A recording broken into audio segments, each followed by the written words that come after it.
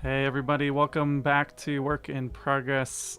This week we are talking about games. We're leaving work behind this week to talk about board games, tabletop games, in-person, virtual tabletop, kind of everything you can possibly think about in games. And with weather changing and people being just kind of at home, we figured what better to talk about things that you can play with your family at home or ways that you can get online and connect, play games with friends, family in other places, especially if it's something that you used to do pre-pandemic. So my name is Colin Loretz from the Reno Collective, and we'll go around the room and introduce the awesome people I have with me today.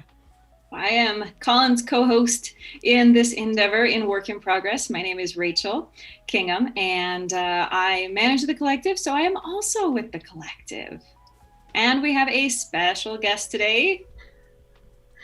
I'm Sue. I am also with the collective. I also crochet, and I have children, and I love board games. Awesome. Perfect. Yeah, we had to get Sue in here because I know you're involved in just a lot of different tabletop groups or have been in the past with things like RageCon, which we'll talk about as well. So we can definitely jump into that. But I think the thing, what I want to do quickly is kind of just let you guys know that chat, if you're on YouTube or Facebook or Twitch, and if you have any games that you want to share with everyone who's listening, definitely feel free to share that. If you have any questions about things, we're going to be sharing some of our favorite games to start off with, and then we're going to talk about some ways that you can play and get a little creative with just how you're playing and connecting with people online. So I guess let's start off with just everyone going around and just sharing what are your experiences with game night, in terms of, do you have one with your family? Is it something like, is there always a puzzle on the table? What is your relationship? Not everybody is into games and board games like specifically. So, it might even be that I know like at your house, Rachel, there's a lot of Minecraft love there too. So we don't have to necessarily stick to tabletop and cardboard, but what does gaming look like in your guys' house? In our house, so I was never a gamer like growing up, and so didn't have it around. We had like growing up, it was chess, it was cribbage. I've never played bridge, and it was cards. I was known as the table tipper because chess sucks. That was how I felt about it at the time. And when I had gotten in about 5 moves and I could tell there was no way out of it, I would just tip the board. So I stopped playing that.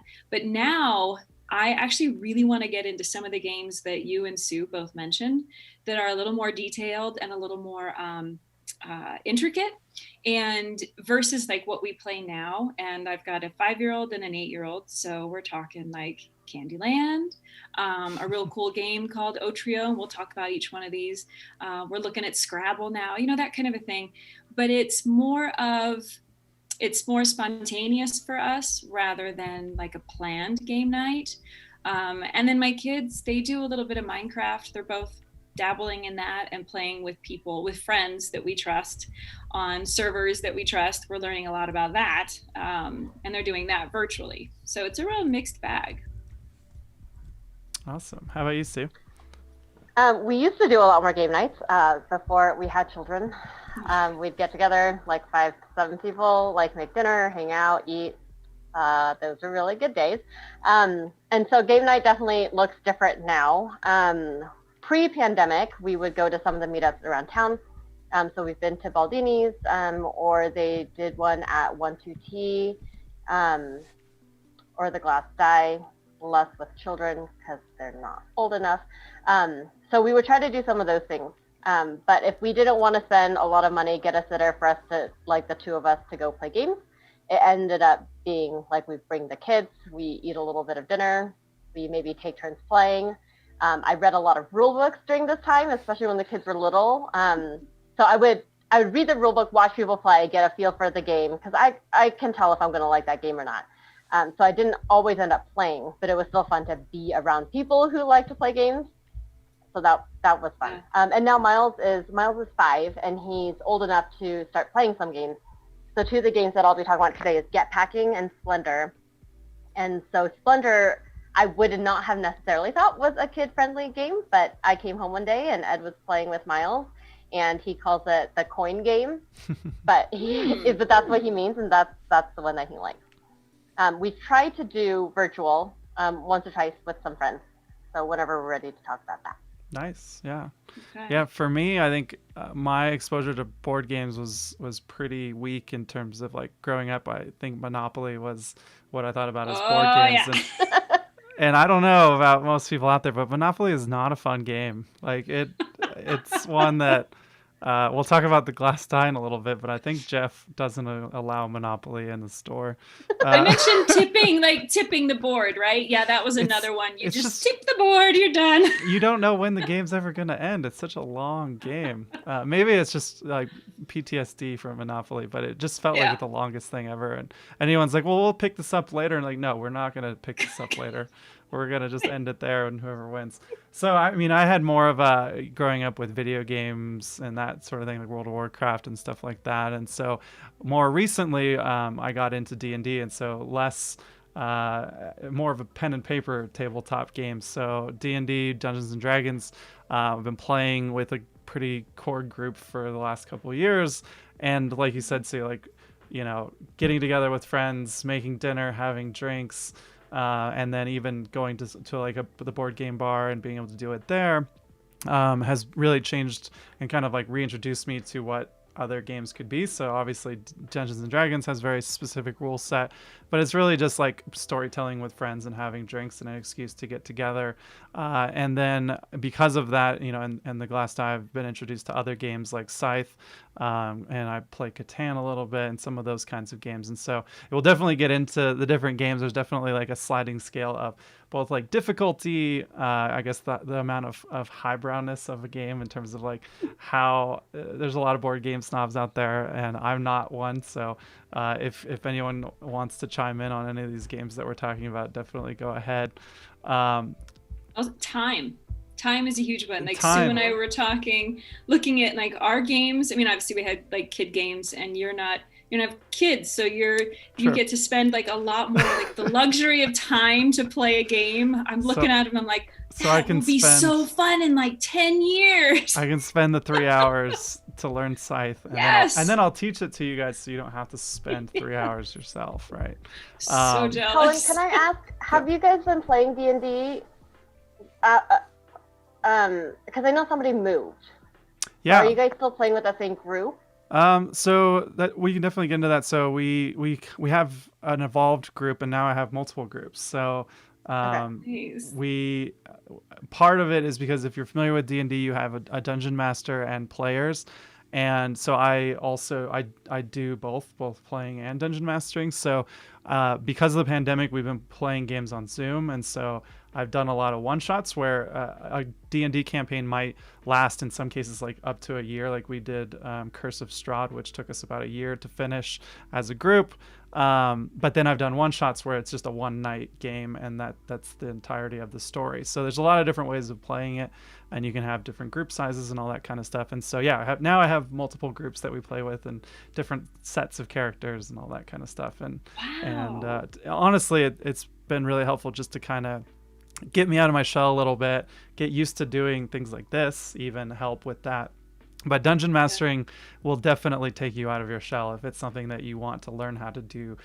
Speaking, I mean, you're doing it in front of a small group of your friends, but there's just a lot of like, you know, improv and in some cases like storytelling and performance and just having fun with it. So the most I know about Dungeons and Dragons is honestly from The Big Bang Theory. Like that is kind of the complete story that I have as of now. Although we have Ashley that we talked about, I think last time, when we had her on the show, but she does all the writing, and I've looked like deeper into what she does and to just try and understand a little bit more about what's going on. But yeah, I think it's totally fascinating. And I mean, I remember my older brother played it. Yeah. So 80s was when I remember him being really into it. And then I just kind of missed it. Like it just never came up on my radar when I was in, school, like high school, college and such. But now I'm like, Actually, should be really fun, I think you would just enjoy like a it. one-off. I think that a lot of people approach it as like this nerdy thing that people do, and I think it has that. Yeah. it has that, but I mean it's become cool these days with things like Stranger Things, and there's been these really popular live play groups that have really popularized it, because D&D is now more popular than it was, you know,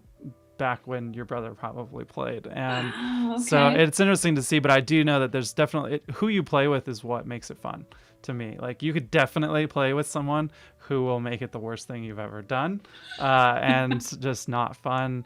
I think the point of the game is to have fun, just like all the games that we're hopefully playing. And I think reminding people that it's just a game is important for sure. Awesome. So Depends what let's. age, Colin. Depends on what It does, age. it does. But I mean, we have members who are their kids are interested in it because they hear about it at school, and I don't know. Part of me is like, I wish I found D&D when I was in school, but I don't think I needed the extra help to be any nerdier than Oh, I was in school. well, I mean, like the seriousness of a game, because Oh yeah. sometimes like it's just a game becomes. Unless you don't like to lose. Yeah, exactly. If you're 5 and you don't understand why everyone is looking at you when you take 3 extra cards, what? Yeah. You got some grifters at your table, huh? Can we talk about playing with kids for a minute? Yeah, definitely. Yeah. Yeah, so last year I was talking about this with some of my high school students, and they really had a problem with how I play tic-tac-toe with my kid. And I feel like I would treat all games like this. Like, sometimes he wants to win, right? He's playing to win and he wants to win, and if he doesn't, like, he is going to throw a tantrum. This is when he was a little bit younger. But my happy medium with that was I would ask him, like if you just want to win, like, you have to put those words together and you say, Mama, can you let me win? And then I'm happy to throw the game, because he understands that I'm throwing the game to let him win, so he can have the experience he wants to have with this game. So I feel like even with other games, with Uno or with Candyland or with any of these other games, sometimes just asking, like, do you want me to try, or do you want me to let you win? And having just being clear about that, I think helps. I don't know. Maybe I'm not clear about what it helps them with, but I like that better. I mind less throwing a game when they know what they're asking for. And if they want it to be a little bit challenging, I think it's good for them to make that distinction too. Like, no, I want this to be a little bit harder, or no, I just need this game to be over so I can do whatever else I want to do. Well, yeah, so if they ask, they're asking for training wheels or bumpers while bowling, right? So exactly, and I think and I think it minimizes the table tipping, right? If we can all end the game amicably in a way that we're all good with, then we don't have to throw the pieces and like have to look under the table for them. We can just be done with the game and put it away. Yeah. Yes. Well, and then you don't have to worry about tantrums. Like, I know it's like, oh, are we going to play this game, or is everyone going to break down before the end of it? And maybe it's like, we don't really have time for Scythe tonight. We need to play Scrabble. Or setting a timer instead of playing until somebody wins, or changing the number of points to win so that you can get to an ending point earlier, and not having it feel endless, like we were talking about Monopoly feeling like. Definitely. Absolutely. So let's jump into some picks. We have about 15 more minutes left. We're trying to keep the show 30 minutes for everybody out there watching. We're going to post links to all of the games that we're going to talk about. We try to get fancy and throw the games up on the screen. I did not spend enough time to get fancy, so we're just going to show you games if we have them next to us. Otherwise, we'll post them in chat so you can check them out. And we'll work on the fancy screen overlays for another day. But so let's go with Sue first. So the first game I have here is called Jaipur. I think it's pronounced Jaipur. I don't actually know. It's Jaipur. It's a 2-person game, and I don't think we played a lot of 2-people games until after we had kids, and then you had to play shorter games and play faster games, or play underneath the bed when you're trying to put kids to sleep. That's what we used to do. We would play underneath the crib. It's a 2-person game. Sometimes, especially when you go to board game meetups, you're waiting for people to come. You want to play these short games before, everybody who's going to be there is there to get into a longer game. So it's a little bit of a filler, but it's fun. It's 2-player. It's pretty easy to learn. It's pretty easy to pick back up. So that's one of the games that I really like. It's a 2-player game called Jaipur. Awesome. What's up next? You got. Oh, you can. Or we Seven can go, Wonders. Yeah. Or you want to go around? We can go around if we want. Let's do Rachel. Okay. So one of the games which is adult and kids, but it's really fun. It's called Otrio, and it's Otrio, and it is like tic-tac-toe, but in multiple dimensions. So it's a flat board, but you have each player has 3 rings, and each ring has 3 rings. Each player has 3 sets of 3 rings. And they're graduated sizes, so one color. So it's like green on one side, 4-sided board, green, red, blue, something, purple. And they're large ring, middle ring, and a small little post ring. Okay. And you can have tic-tac-toe the same way you would do tic-tac-toe, except it can be the same size ring, or it can be graduated size. So like big to small or small to big. So you have to be looking out for all of the different ways that your opponents might be intending to do. But then you've also got to be able to be on your feet and say, okay, if I put a big ring here, then I can't do graduated order of sizes. So it's really fun with kids. 8-year-old, 5-year-old, he's kind of getting it. But the 8-year-old, like, she's way into it. I just like the multiple dimension thinking that you have to do to play it. It's really fun. And it can be quick and sweet. Like, it's you play like multiple times in one night. It wouldn't be a long drawn out thing. Nice. Awesome. Well, I'm going to throw in, let's see, and I'm posting these in chat. I did figure out a way we can throw these up over our faces so you can see what some of these games look like. So I'm going to make a recommendation for Catan, Settlers of Catan, or Catan, however you want to pronounce it, potato. This game is, there are definitely a lot of expansions to make it bigger and more complicated, but this one's just a really fun one to be around the table with friends.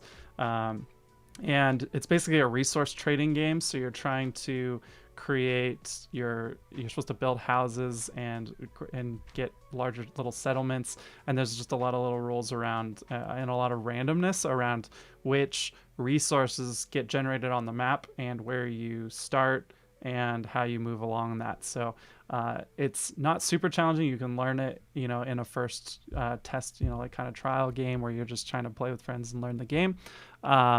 Definitely recommend playing with someone who's played before, just so you can kind of pick it up a little bit faster. But you end up like needing certain resources to build roads and towns, and so you end up bartering with other people. Like, I have 2 sheep and I'm looking for a certain, I have 2 sheep and I need wood, and you might say I have 2 sheep and I'm looking for 2 wood.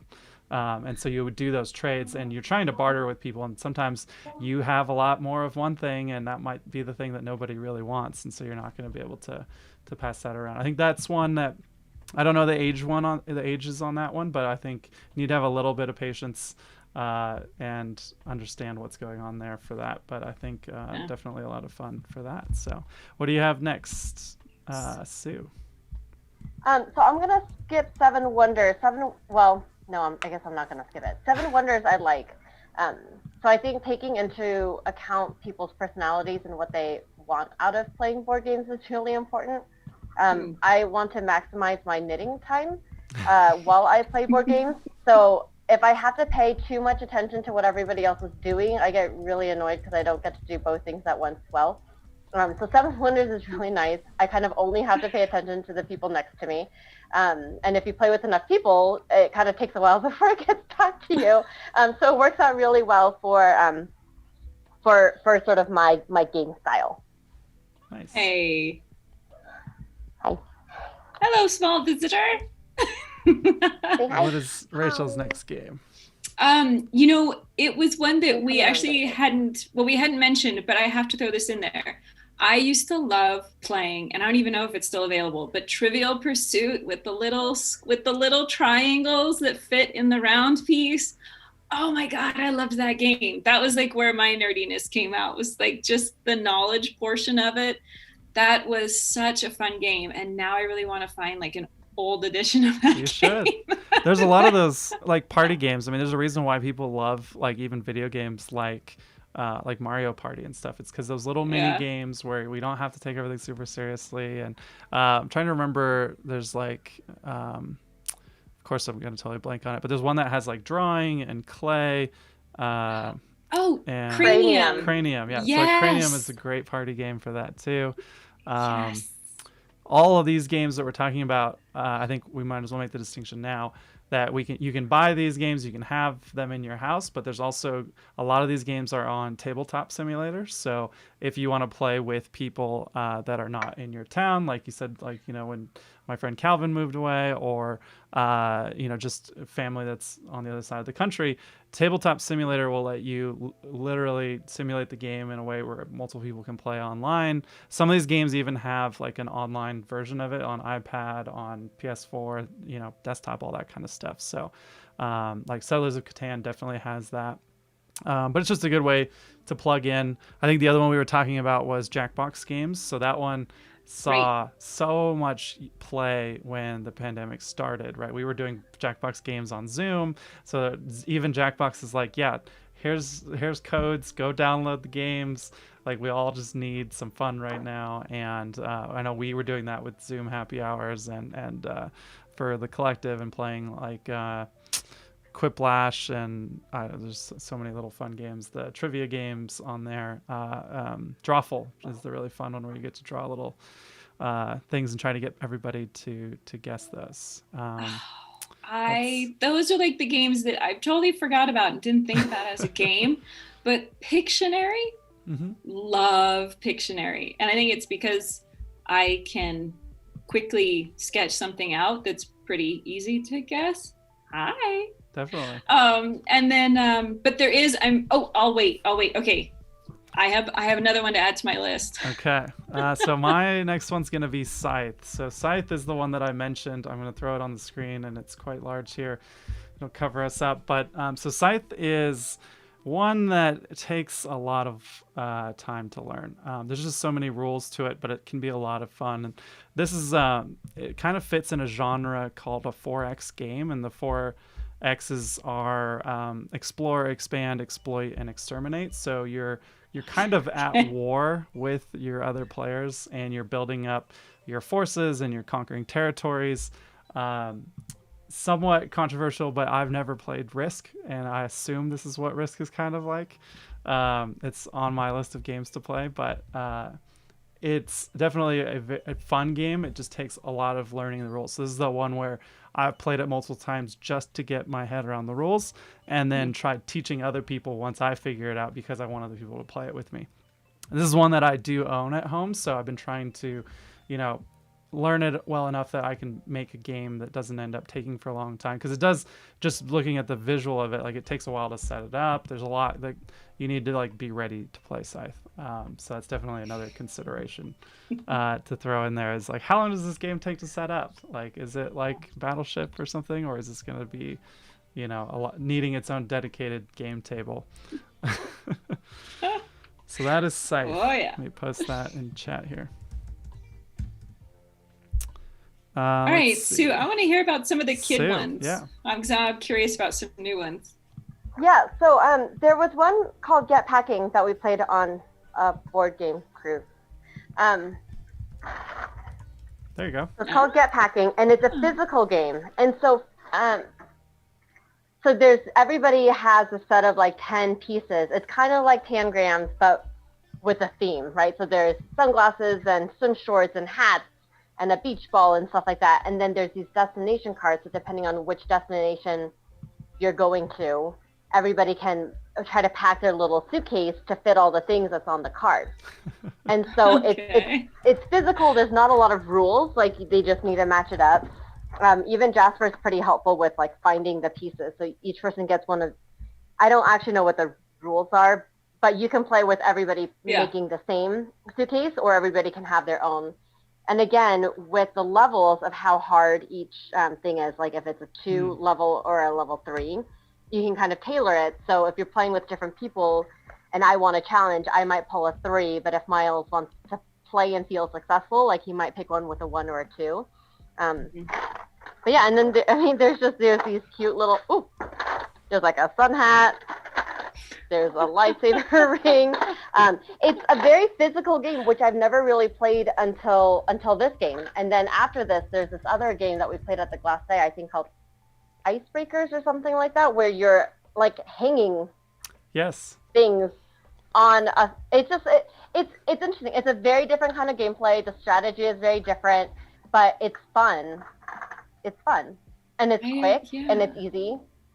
So we have really enjoyed those games too. So games should be fun. I think that's a good Yes. good Games should tagline for definitely be games. fun. Yes. Games should be fun. if you're in Reno, there's a few options for you if you're looking for some of these games. I know you can obviously get a lot of these online, but if you're in Reno and want to check out some of your local options, we're big fans of a friend of ours who runs the Glass Die. It's a board game bar. With COVID, their rules keep changing around us. So the bar is open now. Gaming is not open right now, but they have a huge retail section. So a lot of these games that you probably won't be able to find in a physical store anywhere else are available at the Glass Die. Or there's also Game Castle, which I want to have turn over to Sue to kind of give them a little plug. Yeah, so Game Castle is up in the Northwest.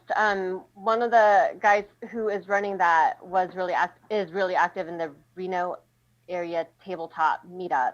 So that's another good place, especially when we first moved to Reno, when we didn't have kids yet, and we were just trying to find people to hang out with and play games with. Meetup was a really good source for that, where they have really regular meetups in different locations. So now Game Castle is also one of those locations where you can go and meet people and play games. That's awesome. So do either I was going to say Glass Castle. Do either places, Glass Die or Game Castle, are they doing much in the way of like online meetups or online game playing, or is that mostly left up to the members or the customers? Yeah, so the Die has expanded their retail like a lot because they were allowed to do that when the bar was closed. But they've also started a game rental service, so you can try games before actually committing to it. And some of these games, I mean, like Scythe is expensive, and so being able to check out a game, be able to play it at your leisure, not feel like you have to get in and out. Is just definitely a benefit there. And then if you love it, you can buy it right there when you come back, if he's got one available. And the other cool thing is that he's got all the D&D books and other tabletop role-playing game books, and then just a lot of culture stuff too, like a lot of artists that have local artists that created gaming masks for pandemic masks, but also just like pins and patches and fun things that you might want to have just that are fun around board game culture too.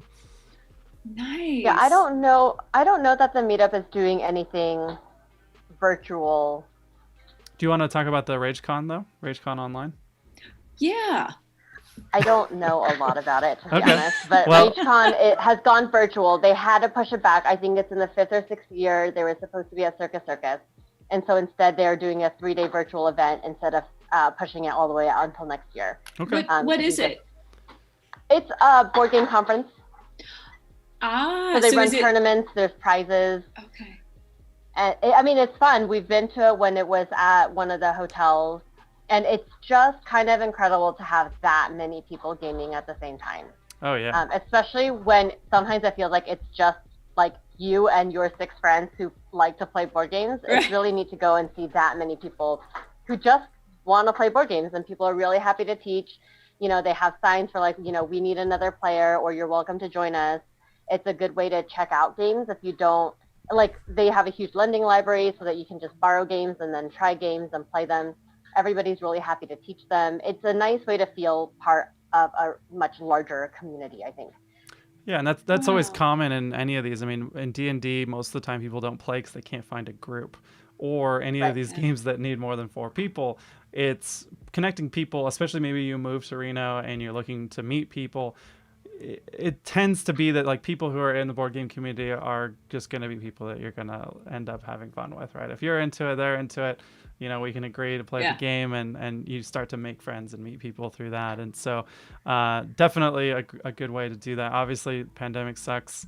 We're trying to make it fun and make the most of it. And so finding these games, trying them out, renting games, doing it online. I mean, I think the other one... Have you done much online, Colin? Mostly just D&D at this point. I do have the Settlers of Catan iPad app, which is a lot of fun. because I thought I was decent at it until I played online. Uh, and Well, Yeah, then so my best success with playing virtually with other people is either an emulator where you just, like you turn on Zoom or whatever, Skype or whatever, and then you play together on this emulator. There's a Yep. lot of German ones, Oh or yeah, I don't know what language it's in. It's there's like a lot in of some German other language. tabletop games, a lot of Euro games out there. So Yeah. Or you play Ah. like Small World or Ticket to Ride or Mm-hmm. Catan on an iPad on a device where you can play online with other people, with friends, yeah, basically. And then you turn on the phone or the Zoom or whatever so that at least you get to talk to each other and hang out a little bit while you're doing that. definitely. And then if we've got kids that we're needing to take care of or if he's fixing dinner or whatever, we're still able to connect in that way. That's been our Definitely. best successes with playing virtually. Yeah. So you're, so when you say emulator, so you've got like the board is on your device, and then you would have another device that does like Zoom or Skype or. Yeah, so the way that I've done it before is, we both log into the same emulator on a computer, and then we turn on Zoom. And we don't do a lot of video. We just kind of leave the audio on, and then we get to play the game with each other. Dominion's a really good one to do that with because it's quick, and you can at least find out if it's going to work for the people that you're playing with. Yeah, like Tabletop Simulator is on Steam, so if you have Steam on PC or Mac, you can download that. And it has a library of games, and it's literally like they developed these games in 3D, so you can play them virtually. And sometimes you need Zoom, sometimes you can just connect, and they're like, I don't know, I haven't actually used Tabletop Simulator, but in like D&D, we have things like Roll20 and Astral Tabletop, where people have built whole apps where people log in instead of using a Zoom. The video and the text and all that, your characters are all in the screen built. And so some people play with maps and characters so you can see them. Some people play like in role-playing games you have like Theater of the Mind where we're just on Zoom. So we play mostly Theater of the Mind on Zoom without any apps, just because you're kind of like, most of us work on a computer all day long and we don't really want to like play and work on more things. And then Ashley's talking about some people who prep their sessions more too. So yeah, I mean, when you're playing a game like that, you have a dungeon master who puts in a lot of work ahead of time to actually create the story in the game, but the players end up deciding what they're going to do. And so there's still some prep that the DM has to do. And so in some cases, there's some people who just, can't put in that time to do it. But yeah, I think that's a good place to stick a pin in it. Definitely put out a lot of games for people to try and all of that. But Sue's got to take off. So go ahead and pop off if you need to. Bye, Sue. And when she does so much. Rachel, you're going to get split all over the place. There you are. This is the magic of computing. So hide by the fight. Thank you for joining us, Sue. I know you'll listen to this later. But yeah, that's perfect timing, 5:30. So thanks for tuning in. We're going to definitely talk more about this. I think we're going to have to convince Ashley and maybe John and some people to get on and talk about D&D, and we could have a whole session just on D&D, and I think that would be fun. We'll do teach Rachel how to play D&D. Exactly. I was just about to say, I think that sounds amazing. Is just like break me into what it is. It'll be perfect. I like it. Yeah. Thanks for tuning in, everybody. That's been another episode of Work in Progress. If there's anything that you guys want to see, feel free to reach out to us on social media. Let us know what you like, what you want to see more of. We'll go back and forth between some fun sessions like this and getting into some of those productivity and sort of things. So next week is the 14th, right? Yes. Next week, 14th, Wednesday, 5:00, every Wednesday at 5. We're actually going to have a couple of our members. One who is a actual physical trainer, and he's going to be talking about working out while working from home. Some of the strategies that he's created for his own clients, since he as well needs to be away from his clients with COVID and such. And then one of our members who is now used to work mostly at our physically location, and is now working from home. Mike is going to be talking about how he has integrated some of the ways he used to work out into his full day now. It'll be interesting or what this looks like in the post-COVID era, which probably won't ever be post-COVID, but you know what I mean? What it'll look like That's a loud cat. What it'll look like when we go back, if we go back to a physical office, and we can't just stop and do 20.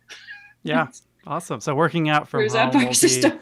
will be our next week. So definitely check us out Yep. next week on Wednesday, and we'll see you online. Thanks, Rachel. Thank you. Thank you very much. Bye.